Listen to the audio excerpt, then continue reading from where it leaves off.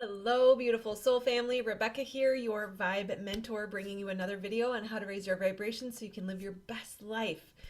So, as a reminder, you are absolutely part of this soul family. I will just throw this out there. I finally dug into some of my analytics, and 86% of my viewers are not subscribers. So, I would ask very kindly if you by chance are not yet a subscriber, could you please click that button for me? Because I am this freaking close to being able to make a living doing this. And of course, I love bringing you videos 7 days a week for a full year now. So, I would really appreciate if you kind of help me get closer to that goal. That would be awesome and amazing and help me continue to bring you free content every single day. I will also add to that, if you are here and viewing these videos, you are part of the soul family. There are no accidents, there are no coincidences. You are here because we are connected, and I am here to serve you, and I would love to be officially in the same family as you. Soul family. We are soul family, but what I mean is not just in the energetics, but also in the physical realm. So one, subscribing is awesome. That helps connect us. But two, I have a membership that I am starting. Doors open officially November 11th on 11/11, but they will also close on 11/22 on November 22nd. And the reason for that is because I'm going to deep dive into all of the topics that help you overcome self-sabotage, overcome the fear of being seen, overcome the fear of not enoughness, or any other traumas that are keeping you from your purpose. We will also deep dive into how to identify your purpose. What is your purpose? And how do you make a living doing it? So we'll cover manifestation, we'll cover marketing, we'll cover sales. However, whatever your purpose is, it doesn't mean you have to be a healer or a Reiki teacher or a card reader. Your purpose is whatever brings you joy, whatever your passion is. And it's kind of like soup. It requires it's alchemy, right? It's adding a little of this, adding a little of that, testing it, seeing how it goes, and then fixing it as you go along. And so it's a process. So we need to come together as the New Earth community, the New Earth construction team. So the beauty of that is if you look at the acronym of New Earth construction team, it sounds like the word nest. So come join us in the nest, the incubator nest that will help you heal whatever holds you back, step into your life purpose, and manifest abundance through that. And what that means is tapping into wealth, tapping into riches, tapping into money. And I say these words very articulately for a reason, because I want you to see how triggering that might feel for you. Because we have to get over the issues that we have around money and abundance, because we chose to incarnate here on this planet Earth, which at this time is run by money. And in order to create the new Earth, we are going to have to embrace wealth. So the membership, like I said, opens. If you want to join us, comment below, send me an email, however you want to contact me. Let me know if you want to be part of the founding members. So being a founding member means you get to help shape and shift the membership. I will be engaging on a regular basis multiple times a week. I may even have to scale back on some of the videos that I post on YouTube and focus just on the community, because we really want these people to thrive. I am fully invested in you, your purpose, and your abundance, and I know you can do this as long as we work together. So the reason I did this was because my coaching and courses are expensive, $2,000 for 6 months, and it's going up every month. I cannot physically take on any more customers because I don't have any more time in the day. But what I can do is assist many at once at a low price. So if you text me or message me, however you get a hold of me, let me know if you want to be part of the founding members. You will be grandfathered in at $20 a month for life. That price will remain no matter how many times I raise the price over the years. Of course, it will get more expensive. So you will be grandfathered in at that $20 price. Also, the price will go up each week. So between now and November 11th, 11/11, we will be raising the price each week. And then as it closes on 11/22, so November 22nd, you will no longer be able to join. And I have to do that so that we can walk through the procession of the things that need to happen. There's a sequential order to the success path that is required to make sure that everyone is successful. So we're going to have to lock it down, and we'll reopen likely in 6 months and then do that every 6 months. So if you do miss out on this, you're watching it later, let me know. As of right now, this is October 2022. We will, like I said, be opening it incrementally. So let me know if you want to join the wait list. We can do that. And I will get some links set up. I don't have them right now, so just use a comment section until then. Okay, what are we talking about today? Today we are talking about trusting yourself. So trusting yourself often comes up as a topic when you have worked on healing your trauma and you are stepping into your purpose, but you're kind of questioning, is this resistance? Is this the trauma brain speaking? Or should I trust what I'm feeling right now?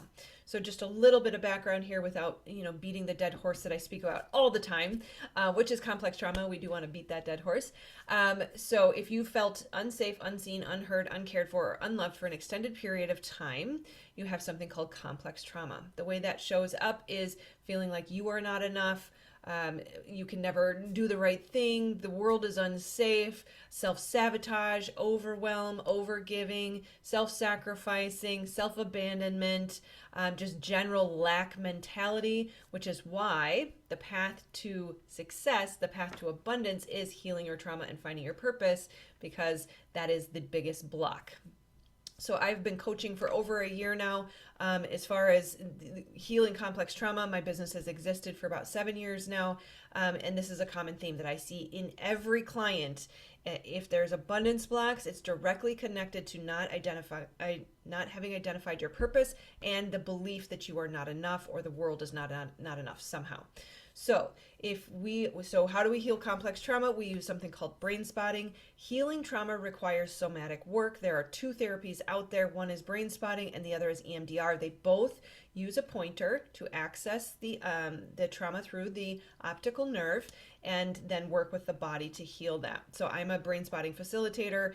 I am fully trained in that. I also am putting together a team of people who are able to do similar work as far as energy healing and brain spotting. So there will be a team of people who are able to do this in the nest, in the New Earth Construction Team membership. So come join us. But anyways, if you have done that healing, then you will start to notice the difference between the trauma brain and trusting yourself. So the trauma brain will tell you it's not safe. You shouldn't try something new because it is not safe. You shouldn't go out into the world and let people see the real you because they won't like who you really are. And so as you start to heal this wound, you get the trauma up and out of your body, we start to reprogram the neural pathways. Then you'll start to notice there's a need for discernment. We'll have to discern, is this an old neural pathway? Is this a new neural pathway? Is this the old trauma response, the somatic triggers or somatic flashbacks that can happen? Or is this a true warning sign that I should listen to? Should I trust myself in this moment? And so the intention of this video is to really hone in on discerning when it is the trauma brain versus when to trust yourself. Now, it just so happens that resistance is also a factor in this conversation, because it may not be the trauma brain, it may just be traditional or common resistance. And we want to know when it's those two which need to be addressed, or when it is a true response in the body and the mind that we should listen to. So when to trust yourself. So I will start by saying that some of the most successful people in the world, the number one thing they have in common is they trust themselves. That they have removed the self-doubt. They have removed the limiting beliefs around their capabilities, around their worthiness, around their desires, and they trust themselves. They trust that they deserve to be happy. They trust that their purpose is being led by their passions and their dreams. They trust in their ability to accomplish these things. And they trust in their guidance. They trust in the intuition. They trust the niggle, right? That was such a fun awareness that came to me, that one of my readers had showed me the trust and niggle card, and I had never heard the term niggle. So niggle is kind of like that little pestering insight or urge or prompting to do something, right? So to follow your intuition. So That is sort of the number one most important thing to remember here, is to start to trust yourself. If you feel a resistance to my saying that, then that means there is trauma to be healed. So check out the triggers video. I talk a lot about how triggers are gifts. That if anything I say, whether it was the intro where I talked about money and wealth, or if it's now when I'm talking about trusting yourself, if you notice the resistance, then that is an indication that there is a block. If you are amplified or triggered or feel intensity behind that resistance, if you feel, like, what's wrong with her? Why is she talking about money? Like, money is so evil. Like, how dare you be so materialistic? That is an amplified response. So that is an indication that's a trigger for you. And a trigger is also a gift to let you know that this is something that needs to be healed. So resistance and triggers are gifts, little packaged boxes to say, hey, guess what? Let's work on this, because there's something beautiful on the other side of it. So then that leads us into resistance. What does resistance look like? Resistance is when we push against or want to change what is. So it is a fact of the matter that I used the words wealth and riches and money. It is a fact of the matter that I suggested that you embrace it. It is a fact of the matter that I suggested that it is required to build the new earth. Now, if you find yourself in resistance to that, you're going to notice that, I don't like that. I don't want that. I don't want her to say that. I don't want that to be true, right? So resistance is characterized by not wanting something that already exists to be what it is and to want to change it. And of course, the term what you resist persists must remain true and must be included in this conversation, because your resistance to it is going to keep bringing it to you so that you can see that it needs to be healed. If we find ourselves saying, I don't like those people, I don't like the way they operate, those Democrats or those Republicans, or, right? And when we judge someone or something, we are trying to change it. We are in resistance to it. We can be in traffic and say, I was supposed to be at work 10 minutes ago, and how, what's wrong with these people? Why can't they drive? Notice that pain plus resistance equals suffering. So how we choose to perceive, how we choose to embrace, allow, accept, or resist is going to directly impact how happy we are and how successful we are and how much energy is expended on something that we cannot change. Another phrase that comes to mind is, give me the power and the strength to recognize the things I cannot change. I'm sure I'm not saying that completely right, but you understand the intention. The wisdom to know the difference between the things I can and cannot change. So another example would be, they're not supposed to do that, right? My partner is supposed to take out the garbage. My kids are supposed to get up on time. My kids are supposed to keep their room clean, right? When we are supposing on someone, we're shoulding all over them. We're in resistance to what is.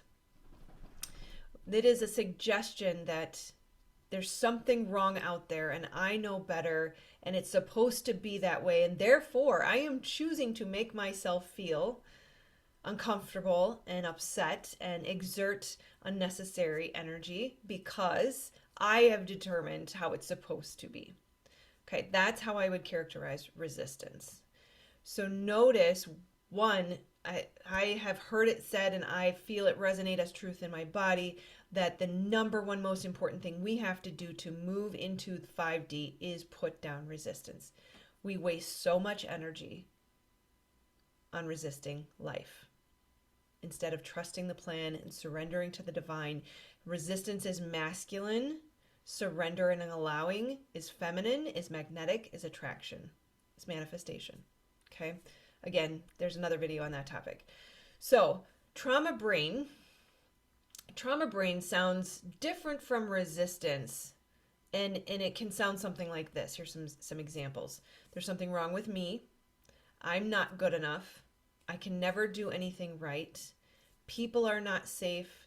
The world is not safe. People always hurt me. I can't trust myself. I can't trust other people. No one will ever treat me right. No one will ever see me for who I truly am. If they did see me, they wouldn't like me. So trauma brain tends to be very negative, very lack oriented. Either you're lacking, the world is lacking, the other is lacking, the money is lacking. And there's a belief that these things are true. This is an ultimate core belief that is holding you back and causing you to play small. It is amplified by the fact that with complex trauma comes hypersensitivity and high empathy. It comes from the need to scan the world, figure out where you are, who's here, and who you need to become in it to stay safe. Excuse me. So that belief, or I'm sorry, that sensitivity that comes from complex trauma causes us to wear a mask. It causes us to shift and adapt to the situation or to the people around us so as not to rock the boat, so as not to incur more pain. And it's completely reasonable that we would adapt in this way. It would, certainly is a gift to be able to understand how other people feel. The problem is it makes us play small. It causes us to shrink back. And so as you heal the trauma, you become more friendly with your body. You heal the trauma, get it up out of your body, which relieves a ton of energy, which leaves more energy for you to be able to manage being able to feel everyone else's feelings. Part of this interesting dynamic is that most people who have, not even most, every person I've met, we'll put it that way, every person I've met who has complex trauma is really big, really powerful, really beautiful, really strong, really triggering, really different. It is not just the square peg in the round hole. It's like the giant diamond trying to fit in the hole made for a pebble. They're gorgeous inside and out, and so powerful. They have so much to offer, but it's all squashed and pushed down and hidden beneath the beliefs of not enoughness. That sensitivity, when we are so big, we can feel how uncomfortable we make people. We then learn to play small. Let me hide. I didn't like being a pretty girl. I didn't like being attractive. I didn't like having all eyes on me when I walked into a room. So I stopped being that. I hid. I wore baggy clothes. I didn't wear makeup. I was disparaging of myself. I played small. I hid. I became isolated under the guise of being a hermit or healing. Yes, I am an introvert, but I'm also an extroverted introvert. I like social engagement to an extent. But I hid behind being sensitive. I hid behind being an introvert. And so I let the trauma brain lie to me. And part of that came because I didn't trust myself. So the next phase of understanding around this is when to trust yourself. How do I know that this is not the trauma brain that's telling me to shrink back? It's not the trauma brain that's telling me this person isn't safe. How do I know that it's not resistance and it's not the trauma brain, that I genuinely should listen to my mind and body right now? Now, the body is highly intelligent. That's one of the key learnings that comes through somatic brain spotting or EMDR or trauma therapy, is the body is highly intelligent, and we disconnect from our body. We want to escape our body because, especially if you've experienced sexual trauma, but just in general, physically being in the world was difficult. And so we tend to be in our minds a lot. I remember the first time I asked my therapist, why am I so in my head? I can't get out of my head. And it's like that trauma brain is just constantly running and running and running, trying to figure out how to solve the problem. But the problem is the solution is not going to come from the mind. Now, the trauma brain will lie to you. It will tell you situations are not safe or people are not safe when they actually are. But if you've done the work to heal the trauma, then you have to shift into trusting yourself. So there is a time where we distrust the thoughts, but we trust the body. Then we can start to move into trusting of the whole self as we've reprogrammed the neural pathways and healed the trauma in the body. So how you know when to trust yourself is, one, your body is your friend. Your body or your nervous system, it may overreact, but its reaction is still valid. So, depending on the level of healing that you've done, if you have such a panic attack, or you have such a somatic flashback or freak out that you can't function, then you are at the very early stages of healing. And those responses do need to be tempered or questioned, or soothed would be the best word. But as you heal, you'll still have somatic flashbacks or triggers. They're going to be much, much smaller. You may feel a trigger at breakfast and move through it by lunch, instead of being down for the count for days or weeks or months or years, right? But when the body responds, we still want to trust it. It is still trying to keep you safe. And so we need to sort through some of these following questions to figure out whether or not this is a situation where we should trust ourselves, or a situation where we are dealing with the trauma brain. So ask yourself, have I set firm boundaries? And maybe we could even reframe this as the new language that we run through our minds as we are navigating an emotion, or an emotion. So an emotion is a bodily response. A feeling is the bodily response plus the mind story. So as we navigate an emotion, we can ask ourselves, or we can tell ourselves, I deserve to have firm boundaries. So if you're feeling triggered because someone is crossing a boundary, then you have the right to have firm boundaries. That's a time where you trust yourself. You can say, I deserve to ask for what I need. I deserve to have my needs met. What I need is valid. No one else can tell me what is right for me but me. And especially notice in toxic, narcissistic relationships where they want to tell you what you should do or what you should need. That's a problem. That is not their job. That is not their place. That is none of their business. No one can tell you what is right for you but you. And I want to reiterate that, because so many times when we have experienced complex trauma, we don't believe we deserve happiness. We don't believe we deserve to be put first. We don't believe that we deserve to have our needs met. That's amazing how difficult that is to get that out. It's still a question, right? It's still, even after my years of healing, it's still something that I have to override and say, I deserve that. The limbic brain is still in reprogram, right? I trust that I will see and acknowledge red flags. So then this is key. After you have done the healing, you must have done a significant amount of healing. Likely you're probably getting close to the 4 to 6 month mark of doing brain spotting, doing healing work, where you come to a place where you can say, I can trust myself to see the red flags and heed them. That I will not self-abandon, I will not self-sacrifice, I will not ignore the fact that I recognize there's a problem here. This is difficult for people who deeply yearn and desire for acceptance, for love, for respect, especially after being in toxic relationships. You deeply want that love. You want somebody to hold you and make you feel safe. And sometimes you're willing to self-sacrifice. You're willing to ignore clear behaviors that are sending you signals that say, don't do that, don't go there, don't trust them, it's not safe.